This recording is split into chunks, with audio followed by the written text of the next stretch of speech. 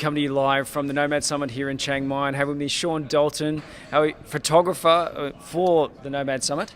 Yes. And would you call it Chiang Mai local, or are you an expat? I would say now I'm a Chiang Mai local. I've been here for a year and a half. I've gotten to really know the city, made a lot of friends, and yeah, I've been here for a while. I really love it. So Fantastic. So where were you from originally? originally from San Francisco, California. Yeah. Is that a distant memory now? It seems like it, yeah. Because I moved to university when I was 18, and then it's been a while since then. So I haven't lived in the States or at least in California, for quite a while. So is there any friends and family missing you from back home? Yes, all my friends and family, yeah, Okay. miss them quite a bit. Okay. And so is that part of the challenge of moving, internationally into another country?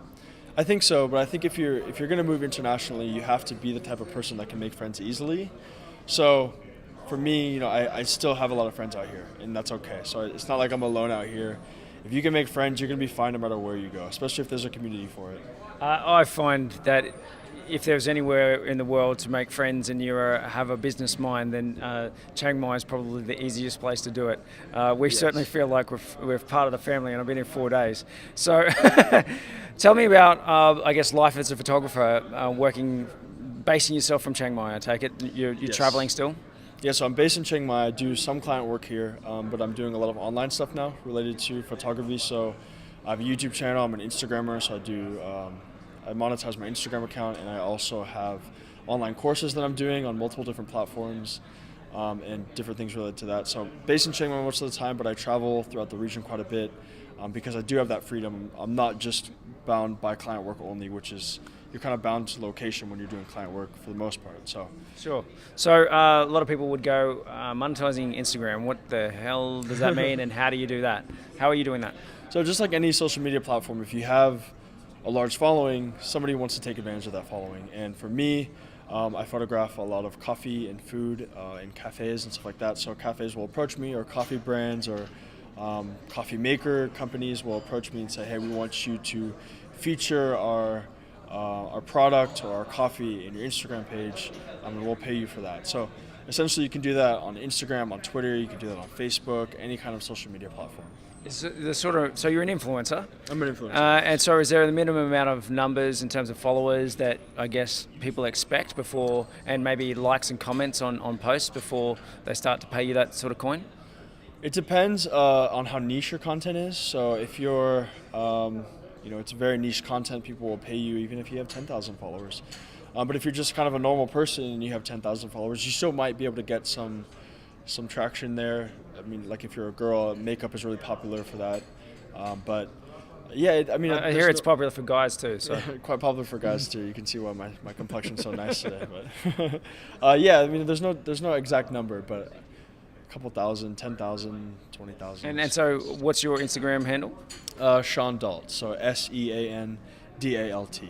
Cool. And I guess so it's very important for the millennials and Gen Zs to see that transparency, see authenticity in Yes. maybe the brands that you're promoting. So are you selective in the people that you say yes to?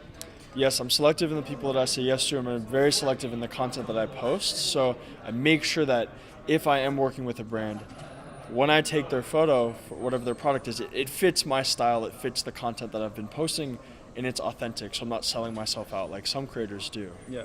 So I guess then you're a fan of coffee. Quite a big fan of coffee. It's like 11 a.m. I've already had 2.5 cups, so it's kind of a problem at this point. Beautiful. So getting sleep's hard. Can be. Okay, so you're also doing other things other than just the Instagram. What else are you doing? What else am I doing? I'm creating online courses, and I started doing that about 6 to 8 months ago, and that's been very, very successful. I've been launching on Skillshare.com, which is great. So releasing courses related to photography and Instagram, and trying to do a new course every month. So Right, that's ambitious. yeah, it's been ambitious, but I have a mastermind group. We hold each other accountable, and it's been great. It's monetized pretty well, and it's fun. So tell me about the Mastermind group. Who's running that? So just two of my best friends, and we're also, we wanted to hold each other accountable because we're always talking about business and stuff, but there was no kind of system in place to hold each other accountable. So basically, if we're late to a meeting, we have to pay 500 baht, which is, $15 US. And if we don't meet our monthly goals, it's $100 that we have to pay to the group. And it doesn't go anywhere special. They can just spend that money on whatever they want. So they can go buy a cheeseburger on your dime, right? So, you don't want your friends spending your money, your hard-earned money. So we work hard to reach our goals. And it's a really good kind of pusher to make sure we're actually doing something, because we don't have a boss, when you're working by yourself. So being held accountable is actually really important. Yes. Being your own boss, is I was just saying before, you got to self-motivate all the time. So someone kicking your butt or giving you that financial tax every time you don't meet that target is pretty cool. So it was really interesting that you said you're best friends, and you've been here a year and a half. Is that about it? And being here a year and a half and saying that you've got two best friends, I think is really excellent and really comforting for anybody that's looking to move to a place like this.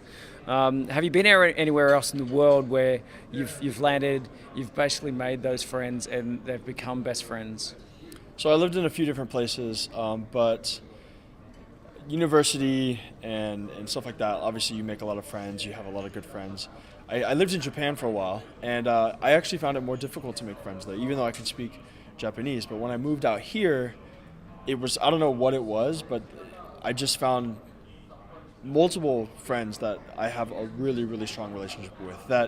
And I think when you're older and you make friends, you're kind of at the same place in life, so it's a little bit easier to connect. But the friends I have here are some of the best friends I've ever had in my life, and it's amazing how many people you can meet and connect with them so quickly. It's just a really amazing thing, yeah. Fantastic. So how long do you think you're going to live this expat or nomadic life? Is there any forecasts, vision? Yeah, I'm not sure. I've been trying to think about that recently, but like I said, I have some really good friends here. I like the life here. It's easy, it's fun, and it's a good hub for traveling, so I'll leave and travel for a few months and come back. So for now, I'm just going to stay put, plan my travels, and just kind of go from there. Not concerned about, I guess, settling down, finding someone, family, or anything like that? Like, what's your mindset around that? Not at the moment. I'm only 26, so I'm not in a rush to kind of go do that. But even then, some of my friends are in their 30s, and they're not in a rush to do it either. I mean, we have our whole lives to settle down. Really?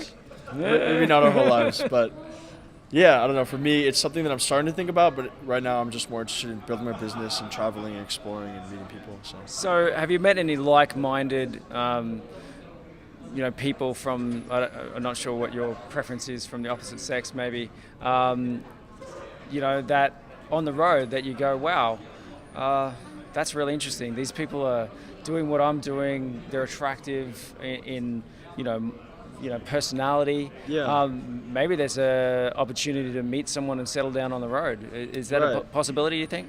Absolutely. I think especially in places like Chiang Mai, where there's huge populations of digital nomads, or what you'd like to call them. There's a lot of like-minded women here that are interested in traveling, and they have their own businesses, and they're very independent. So yeah, if you're into that, there's something there for you. If you're into dating local women, no matter where you are in the world, there's always that opportunity as well. Yeah. So there's always somebody that you can meet. We're all humans at the end of the day. We all like the same things, food, sleep, and sex. So I think there's somebody out there for everybody. Yeah. Very good, Sean. I think that was a great life story there, and some great life lessons out there for, someone like myself. I'm a family man, so I have done the travel, but it would be very hard for me to come and do something like this with a family. So I'm trying to meet those people that are doing that with family, because and they're here. I've heard. I just haven't met them yet. So if you know anyone, tell them to come say hi. Or if you're out there, make sure you come and say hi, because I'd love to get your story as well. Thanks so much for your time, Sean. Thank you so much. How do people stay abreast? I guess your Instagram account was again?